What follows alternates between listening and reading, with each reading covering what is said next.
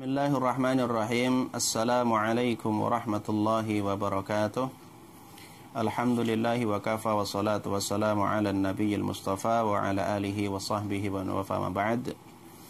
Bapak Ibu yang dirahmati Allah subhanahu wa ta'ala, kita insyaallah akan mentadabburi ayat Allah subhanahu wa ta'ala di surat Al-Baqarah ayat yang ke-216. A'udzu billahi minasyaitonir rajim. Kutiba alaikumul qitalu wa huwa kurhul lakum wa asa an takrahu syai'an wa huwa khairul lakum wa asa an tuhibbu syai'an wa huwa syarrul lakum wallahu ya'lamu wa antum la ta'lamun. Di dalam ayat ini Allah Subhanahu wa taala mengawali ayatnya dengan kutiba alaikum. Arti kutiba di surat Al-Baqarah terdapat 4 ayat yang mengawali dengan perintah dan perintahnya dengan kutiba. Redaksi perintah ini tidak seperti biasanya. Ketika memerintahkan untuk sholat, maka cukup diperintahkan aqimus sholat. Kemudian ketika diperintahkan untuk membayar zakat, maka perintahnya wa'atuz zakah.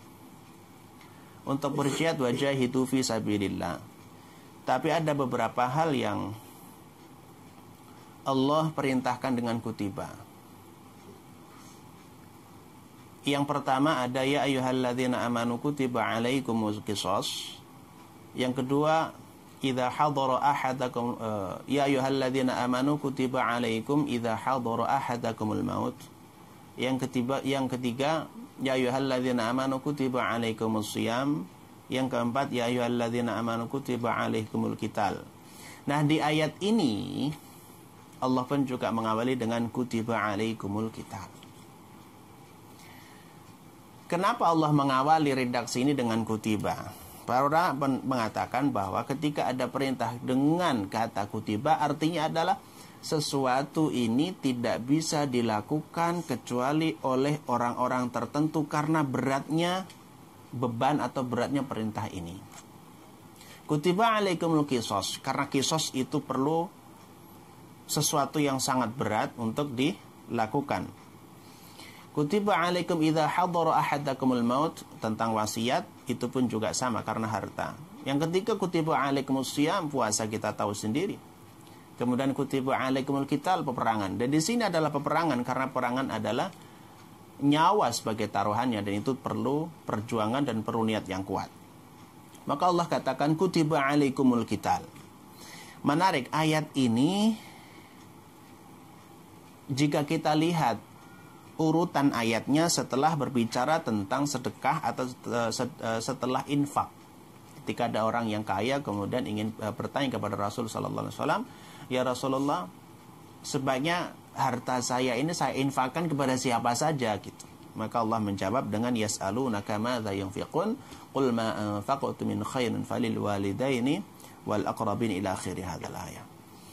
Setelah berbicara harta itu diberikan kepada siapa saja, ternyata juga ada satu keinginan untuk memberikan harta itu kepada orang lain yang sebetulnya tidak prioritas, karena di sana ada skala prioritas kepada siapa harta itu kita berikan. Itu di ayat sebelumnya. Nah, ayat ini pun sama. Ada sesuatu yang kita tidak inginkan, tapi itu perintah. Dibalik, ada sesuatu yang kita inginkan tapi nggak perintah, justru dilarang. Bagaimana kita menyikapi sesuatu yang itu perintah tapi kita nggak suka? Ada sebuah larangan tapi kita suka. Maka Allah katakan kutiba alaikumul qital. Diperintahkan, diwajibkan kepada kalian itu al-qital, yaitu peperangan, perang. Masya Allah. Dan Allah Maha tahu. Kutiba alaikumul qital wa huwa kurhul lakum. Diwajibkan atas kalian untuk berperang. Wa huwa kurhul lakum, dan peperangan itu Allah tahu. Kurhul lakum. Itu sangat kamu benci atau kamu itu tidak menyenangi atau tidak menyukai yang namanya peperangan. Allah tahu. Dan ayat ini menunjukkan wajibnya berperang ketika peperangan itu sudah memanggilnya jihad fisabilillah. Walaupun nanti hukumnya menjadi fardu kifayah jika nanti di sebuah kesempatan yang lain juga menjadi fardu ain. Tapi intinya adalah peperangan tidak ada orang yang suka perang. Tapi Allah memerintahkan, kutiba alaikumul qitalu wa huwa kurhul lakum. Allah Maha tahu. Seolah-olah Allah katakan, aku perintahkan kalian wahai kaum muslimin untuk berperang, dan saya tahu bahwa kalian memang tidak suka berperang. Tidak suka mati. Nah, dibalik wa asa an takrahu syai'an wa huwa khairul lakum. Dan bisa jadi an takrahu syai'an, dan bisa jadi ketika kalian itu membenci, tidak menyukai sesuatu, wa huwa khairul lakum, dan itu ternyata adalah baik bagi kalian. Allah ingatkan, peperangan tidak kalian sukai, tapi bisa jadi sesuatu yang kalian benci itu sebetulnya baik untuk kalian. Dan Allah balik, wa asa an tuhibbu syai'an wa huwa syarrul lakum.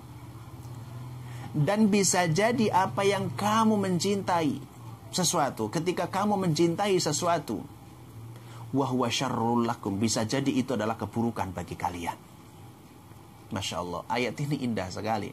Ketika kita implementasikan dalam kehidupan, seolah-olah segala macam perintah Allah Subhanahu wa ta'ala itu seperti obat. Obat itu pahit.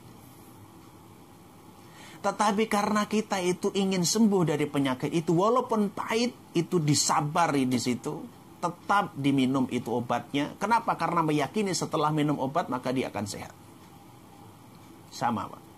Ketika melakukan sebuah kebaikan itu berat seperti kita minum obat. Tapi setelah memakan obat, setelah kita melakukan kewajiban, melakukan perintah Allah, melakukan kebaikan, Allah akan berikan kebaikan, pahala kepada kita, dan kita akan mendapatkan kebahagiaan. Dan sebaliknya, setiap larangan itu seperti racun. Tapi nafsu kita cenderung kepada sesuatu yang dilarang itu. Kalau kita bersabar kemudian berusaha untuk tidak melakukan, maka kita akan selamat dari racun itu. Tapi siapa yang kemudian terpengaruh dengan perangkap setan dan hawa nafsunya itu, maka dia akan minum racun kemudian mati. Walaupun seolah-olah dia mendapatkan kebahagiaan, ngefly saat itu. Dia minum khamr saat itu merasakan indah, berzina merasakan indah. Tapi ingat, itu adalah racun. Itulah maksud dari wasa an tuhibbu syai'an wa huwa syarrul lakum. Bisa jadi apa yang kamu sukai, yang kamu cintai akan berdampak buruk kepadamu. Masya Allah. Berarti ayat ini ingin menunjukkan kepada kita bahwa apapun perintah Allah pasti akan berujung kebaikan. Dan apapun yang dilarang oleh Allah itu akan berujung terhindar dari segala macam bahaya dan keburukan. Masya Allah. Ketika kita dilarang memakan babi, daging babi misalnya, walaupun kata orang itu enak, karena kita orang Islam yakin di dalam babi itu ada sesuatu yang mudarat, yang berbahaya, karena itu racun. Tapi perintah Allah yang namanya sholat tahajud, walaupun harus bangun malam, capek secapek apapun, letih kayak apapun, kemudian kita bangun, itu seperti obat. Walaupun kita lelah, walaupun kita letih, insya Allah nanti akan mendapatkan kebaikan di kemudian hari. Puasa itu lelah, capek, lapar, haus, itu seperti obat. Ketika kita minum obat setelah puasa, insya Allah kita akan mendapatkan kebahagiaan itu. Jadi segala perintah dan segala larangan itu pasti nanti akan berdampak positif kepada kita.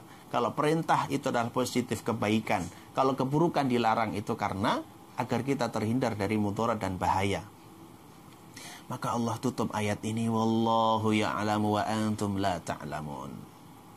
Dan Allah Subhanahu wa ta'ala ya'lamu, mengetahui apa yang akan datang. Karena fi'il mudhari', Allah terus-menerus akan mengetahui, maha mengetahui. Wa antum la ta'lamun. Allah sudah mengecap ini, stempel ini. Allah mengetahui apapun. wa antum la ta'lamun, dan kalian tidak mengetahui apapun. Sehingga seolah-olah gini logikanya. Ketika kita merintahkan kepada anak TK, anak SD kita yang punya anak atau cucu, kita perintahkan anak kelas 1, yuk nak belajar. Belajar. Menurut anak, belajar itu tidak mengasihkan. Belajar itu beban. Enaknya main. Tapi kita lebih tahu masa depan anak ini kalau tidak belajar maka tidak baik. Karena orang tua itu sayang kepada anak, maka dipaksa harus belajar, main nanti dulu. Ini menurut orang tua, memaksa belajar itu kebaikan. Tapi menurut versi anak itu keburukan. Atau misalkan anak main pisau yang tajam, kemudian kita larang. Menurut versi orang tua itu membahayakan, dilarang, jangan. Tapi menurut versi anak itu mengasihkan. Lihat, dari ilustrasi ini, saat anak itu diperintahkan paksa untuk belajar, pahit Pak, seperti obat. Tapi nanti di kemudian hari kita sendiri pernah merasakan hal itu. Dan seandainya keburukan main pisau tadi tidak segera dicegah oleh orang tuanya, bisa jadi akan celaka. Bisa jadi membunuh dia sendiri dan orang lain. Jadi ayat ini garis bawahnya adalah, yakini takdir Allah subhanahu wa ta'ala, perintah Allah dan larangan, semuanya itu demi kebaikan kita. Kalaupun saat ini kita belum mampu melaksanakan 100%, yakinlah bahwa setiap perintah pasti mengandung kebaikan. Dan yakinlah bahwa setiap apapun yang dilarang pasti ada mudarat dan keburukannya di situ. Walaupun penelitian belum ada, walaupun ada secara ilmiah sains itu belum dibuktikan, tapi percayalah ketika Allah merintahkan sesuatu pasti baik. Dan ketika melarang sesuatu pasti buruk. Tidak perlu ditantang dan tidak perlu menunggu penelitian, karena kita percaya kepada wahyu Allah subhanahu wa ta'ala. Ayat ini diawali dengan perintah untuk berperang. Kemudian diakhiri dengan Allah maha lebih tahu daripada kita sendiri. Artinya perang, kemudian sesuatu yang berat kan, itu Allah maha tahu manfaat dan mudarat segala sesuatu. Makanya Allah karena sayang kepada kita, Allah perintahkan sesuatu yang menjadikan diri kita lebih baik, dan melarang sesuatu yang buat kita akan menjadi orang yang buruk. Wallahu a'lam bishawab. Saya kira ini yang dapat kita bahas di ayat ini. Semoga kita bisa melanjutkan di ayat berikutnya. Hatanallahu wa iyyakum. Subhanakallahumma bihamdika asyhadu an la ilaha illa anta astaghfiruka wa atubu ilaik. Assalamualaikum warahmatullahi wabarakatuh.